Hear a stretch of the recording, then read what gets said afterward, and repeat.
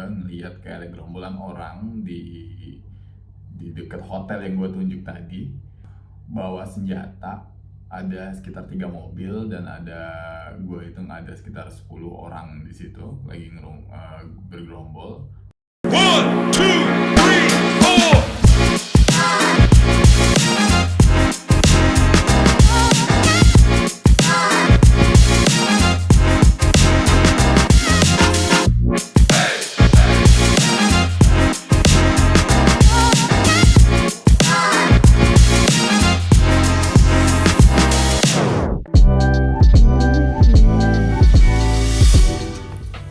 Finally, Quarterway episode 2. Dari 2 tahun yang lalu gue bikin Quarterways dan sekarang gue lanjutin lagi buat episode kedua.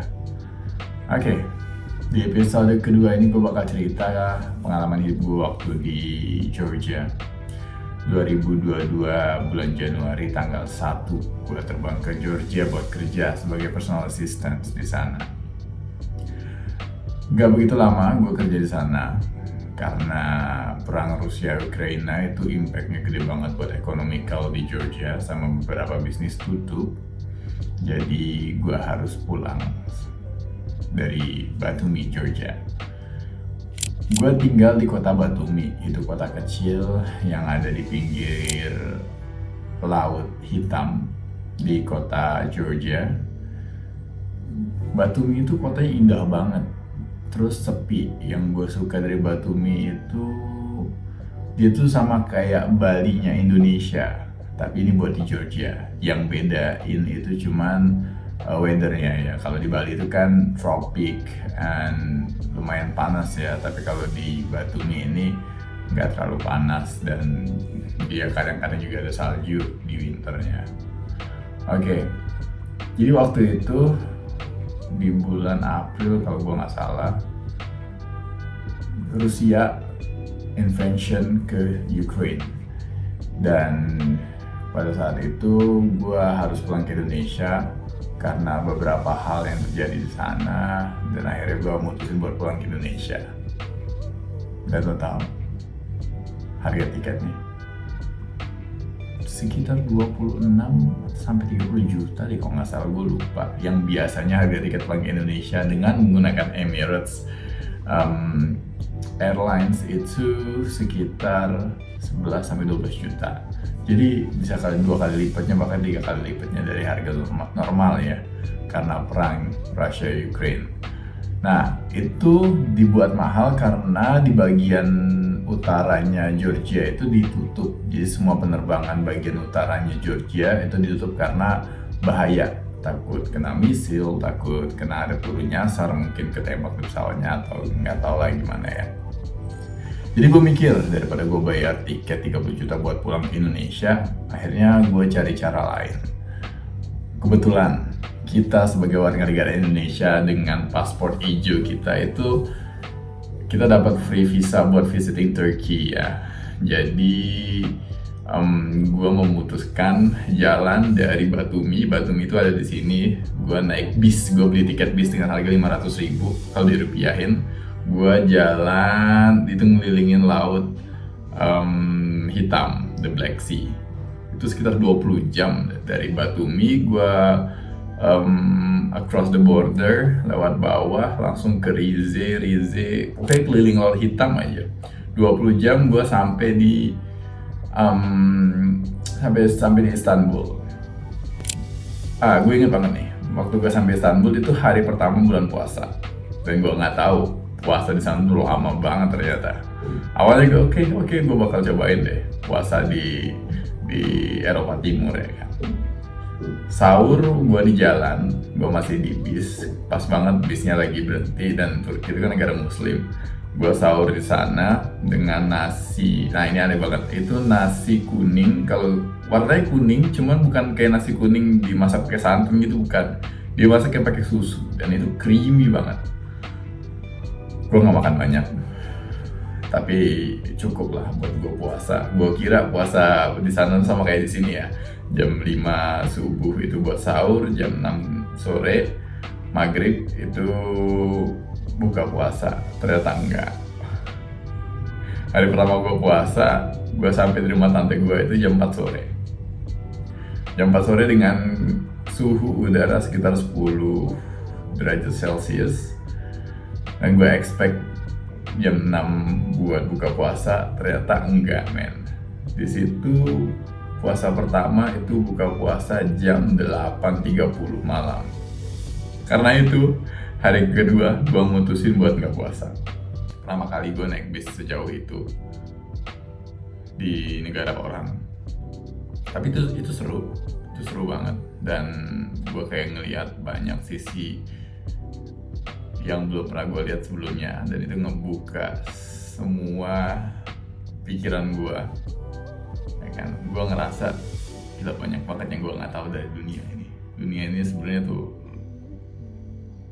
unik, luas. Oke, next to the story, gue stay sama temen gue di kota Istanbul. Kita jalan lah deh, kita nginep itu di daerah Sultan Ahmet, pas banget di belakang Blue Mosque. Itu jalan kaki sekitar 300 meter, 300 sampai 400 meter. Dan hotel-hotel kecil gitu, tapi location-nya tuh enak banget buat wisata. Daerah Sultan Ahmet. Sultan Ahmet itu daerah komplek masjid yang di situ ada Hagia Sophia, ada Blue Mosque, ada banyak museum-museum juga di sana dan store-store. Biasanya kalau orang jalan-jalan tuh pasti ke sana, pasti ke Sultan Ahmet. Kalau ke Istanbul ya, gue keliling lah di Blue Mosque, di komplek Blue Mosque itu pakai tram, pakai Marmaray. Di Istanbul itu seru deh pokoknya.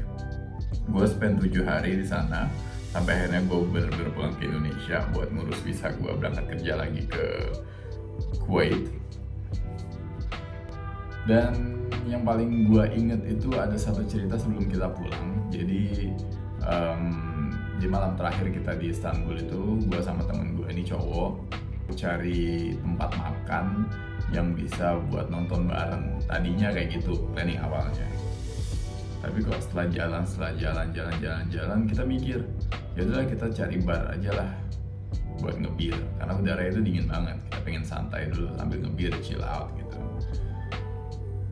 Muter kita cari di Google, kita cari di TripAdvisor, kita cari di internet lah, pokoknya itu nggak ketemu yang kayak spot bar yang benar-benar oke gitu kan buat nonton bareng. Kayak itu tuh lagi ada pertandingan Liga Champion Madrid sama City, gue inget deh itu Madrid sama City ya, Madrid City atau Madrid Chelsea gitu.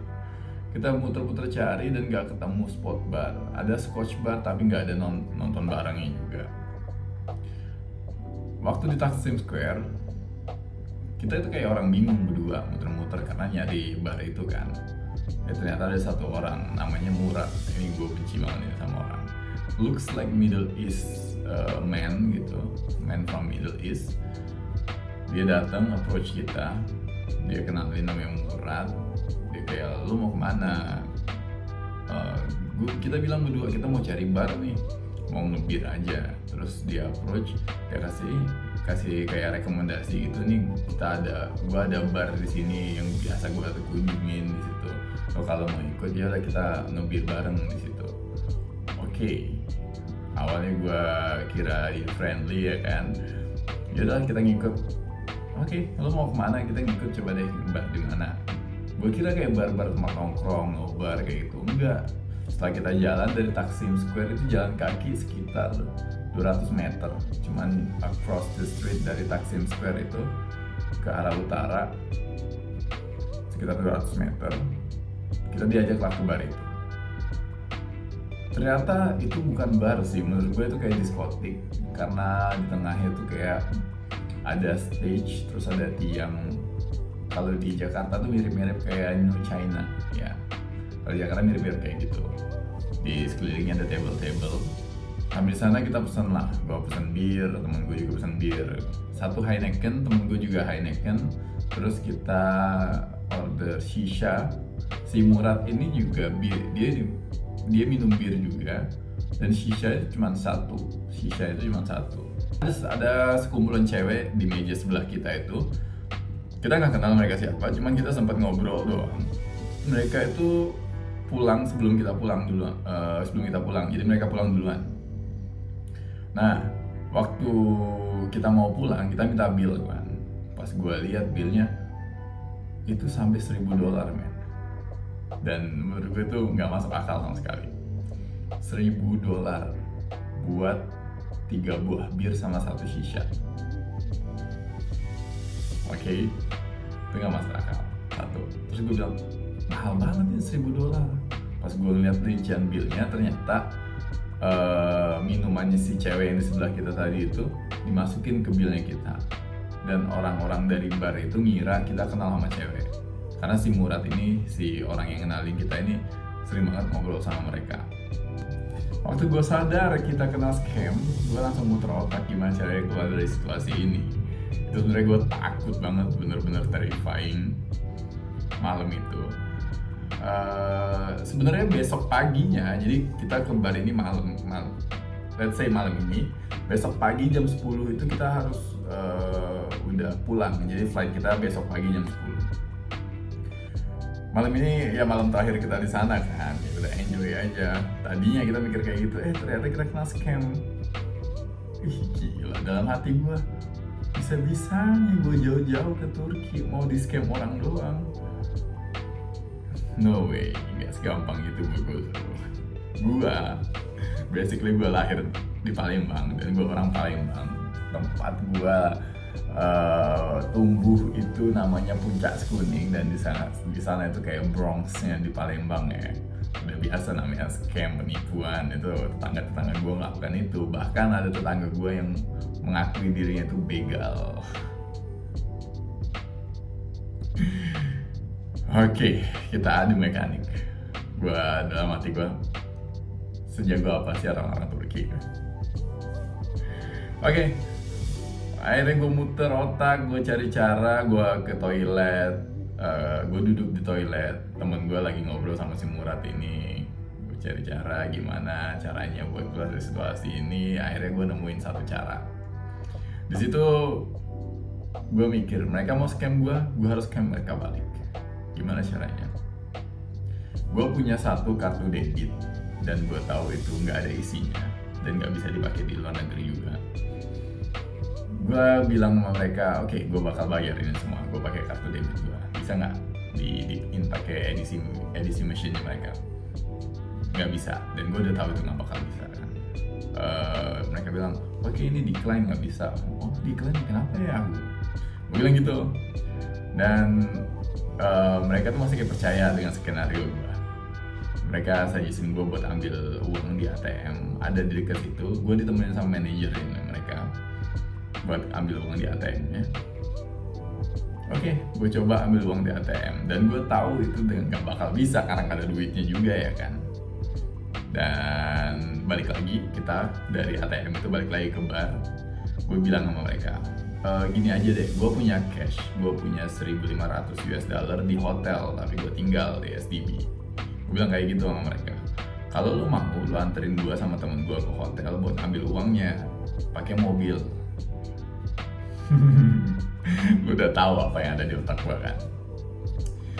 Ya, jadi akhirnya gue sama teman gue dari daerah Taksim Square itu, kita diantar sama drivernya mereka ke hotel kita yang ada di Sultan Ahmed. Di dalam mobil itu otak gue mulai bener-bener nakal. Teman gue ini bingung, kayak have no idea what we gonna do. Gue cuma bilang sama teman gue, lo ikutin apa yang gue lakuin. Gue nggak bakal banyak ngomong. Kemana gue pergi, lo ikutin gue. Gak usah banyak tanya. Gue bilang gitu sama teman gue. Oke, dia bilang gitu. Gue ngebaca situasi waktu di dalam mobil. Jadi perjalanan itu sekitar 15 menit. Ya 15 sampai 30 menit lah. Dari Taksim ke Sultan Ahmed itu malam-malam, itu udah jam 1 pagi.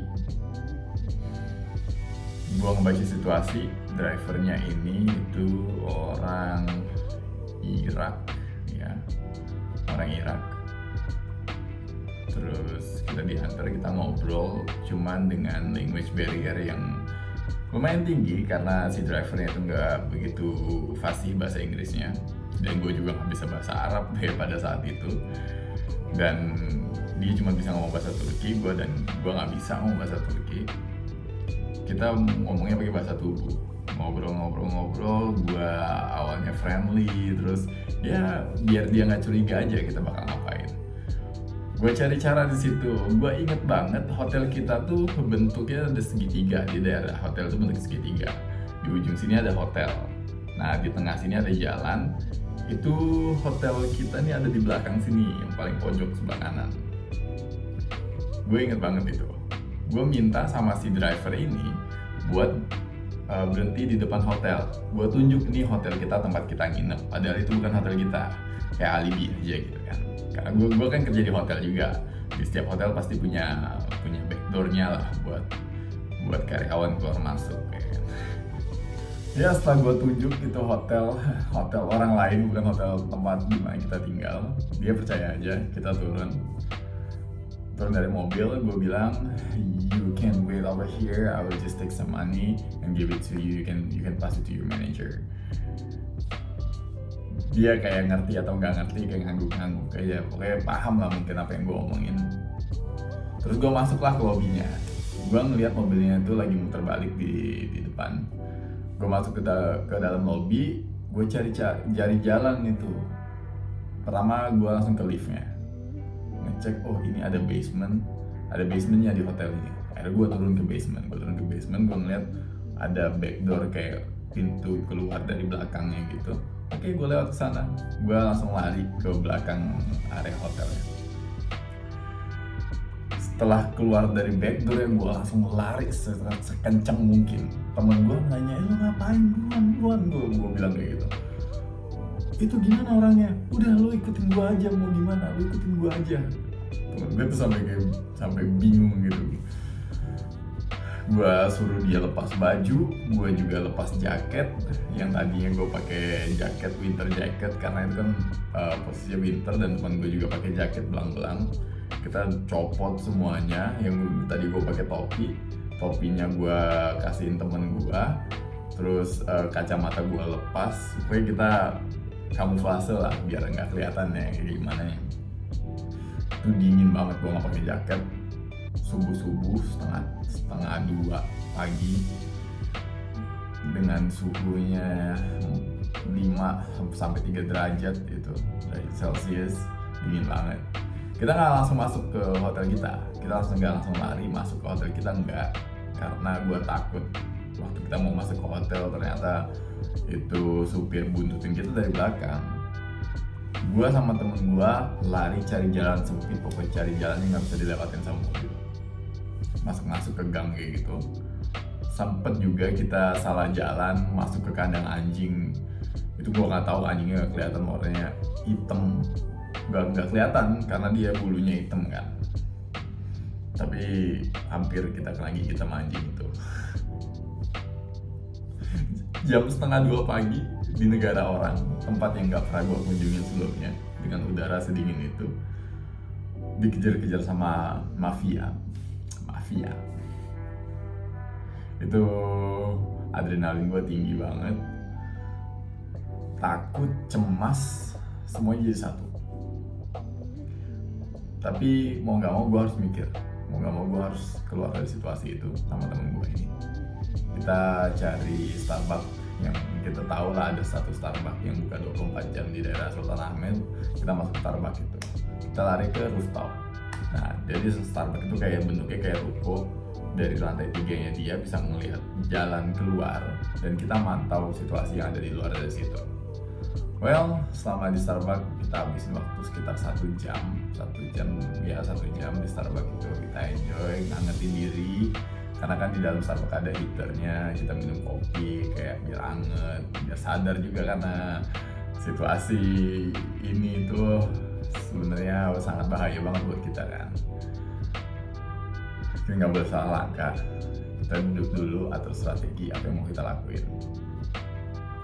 Sejam berlalu di Starbucks, kita ngeliat ke depan, ya udah, kondisi udah aman.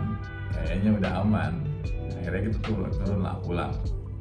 Mau pulang ke hotel, pas di jalan, ternyata kita ngeliat mobil itu lagi. Kita tahu mobil itu warna hitam dan plat nomornya kita tahu. Pas di pengkolan, ada satu pengkolan gitu, kita mau belok kanan, mobil itu baru mau keluar. Jadi kita kayak papasan di pertigaan gitu, kayak papasan mobilnya, ini gue sama temen gue jalan. Nah pas di pertigaan itu papasan, itu kayak mobilnya deh. Alibi kita langsung pas banget di sebelah pengkolan itu ada warung, kita masuk ke warung itu. Nah dari dalam warung kita ngeliat mobilnya mau ke arah mana dia mau ke arah keluar komplek Sultan Ahmed atau dia mau muter daerah situ lagi kan. Pas kita lihat dari dalam ternyata dia lagi kayak nanya-nanyain sama orang gitu. Kayaknya ya dia tuh kayak nanyain, lu ngeliat orang kayak gini nggak, kayak Asian, two men Asian, pakai baju warna belang-belang sama jaket hitam, kayaknya gitu sih nanyanya. Kita diem dulu dalam store itu, pura-pura beli minuman. Akhirnya kita beneran beli minuman, terus keluar lagi setelah lihat mobil itu jalan keluar dari komplek. Barulah kita masuk ke hotel.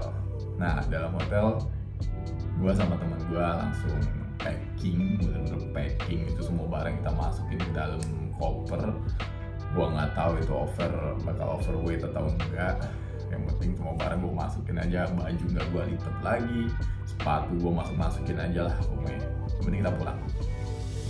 Jam 4:30 baru kita berani keluar, karena jam 4:30 itu di sana azan subuh, banyak orang jalan, dan gue sama temen gue baru berani buat keluar dari hotel. Itu pun pakai strategi. Gue yang cari taksi, gue jalan keluar cari taksi buat jemput temen gue sama barang-barang kita yang ada di hotel itu. Waktu kita udah masuk taksi dari hotel mau ke bandara jam 4:30 subuh, gue sama temen gue melihat kayak ada gerombolan orang di dekat hotel yang gue tunjuk tadi. Itu bawa senjata, ada sekitar 3 mobil dan gue hitung ada sekitar 10 orang di situ lagi bergerombol bawa senjata api. Gue pikir itu mereka yang lagi nyari kita. Oke, gue gak ngomong banyak ngomong, muka gue udah pucet, gue udah naik, perut lapar, cemas, semua emosi jadi satu lah pokoknya di situ. Gak banyak ngomong lagi sama driver, gue cuma bilang, can you go fast because we have to catch our flight going to the airport. Airportnya nggak terlalu jauh, sekitar 30 menit udah sampai airport, International Airport Istanbul. Pas sampai di airport, kita langsung buru-buru, dan itu kan nggak bisa langsung check in ya, karena kita datangnya sampai sana tuh jam 6 pagi, sedangkan flight kita jam 10 pagi. Akhirnya kita duduk dulu di situ, kita muter-muter cari tempat makan, karena kita udah lapar, terus cari minuman hangat. Kita duduk, mata udah ngantuk, perut lapar, campur aduk deh, bentukannya udah nggak bisa dilihat lagi. Temen gue tuh udah kayak ngeluh banget gitu, ini semua gara-gara lu, Andi. Dia nyalain gue sih, tapi kan dia juga yang bego ya, maksudnya kita berdua sih begonya itu. Akhirnya jam 8 pagi kita udah bisa check in, udah dapet tiket, udah dapet 2 tiket karena kita pakai Etihad, jadi kita transit di Abu Dhabi dulu pada saat itu. Yang penting gue sama temen gue udah pas imigrasi, perut udah kenyang, badan udah anget, kita lewat imigrasi, udah masuk imigrasi, udah aman lah, jadi ya tinggal balik ke Indonesia aja. Di situ 7 hari di Istanbul, visit pertama gue ke Turki, itu berkesan banget, gue gak bakal lupa itu. Dan ada satu hal yang bikin gue masih penasaran, itu bar.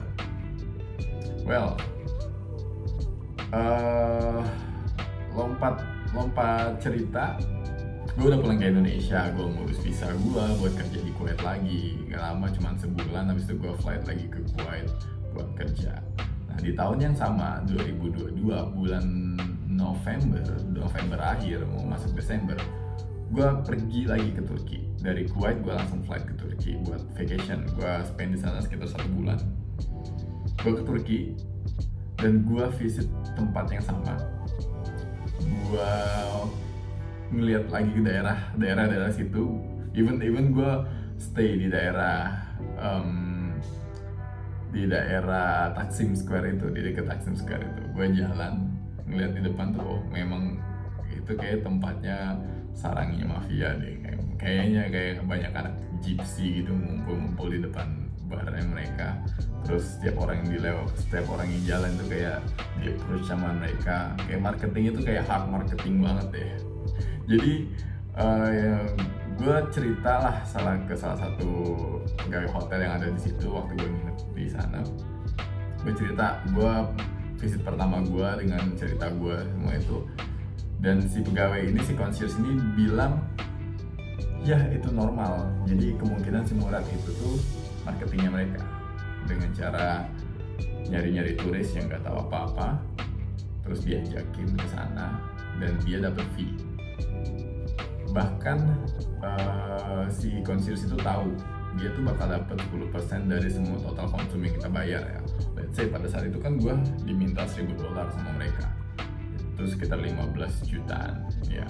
Cuma buat gear 3 sama shisha 1 15 juta, it's nonsense at all buat di Istanbul ya. Dan dia bisa dapat 1,5 jutaan, 10%. It's a quite big amount for me. Ya, akhirnya itulah cerita gue di tahun 2022. Itu seru banget sih. Jadi tahun 2022 itu tahunnya gak bakal gue lupain. Di satu tahun yang sama gue visiting beberapa negara, gue tinggal di beberapa negara, dan pengalaman di black world itu gue alami juga. Nah, I think that's all for this episode. For another story, I will share it again maybe. Let's find, because I need to improve my public speaking. Gue lagi belajar public speaking, gue lagi belajar cara bikin video. Semoga mudah-mudahan kalian suka dengan video yang gue buat, dan gue bikin video-video lain dengan cerita yang pengalaman hidup gue yang lain ya. Thank you.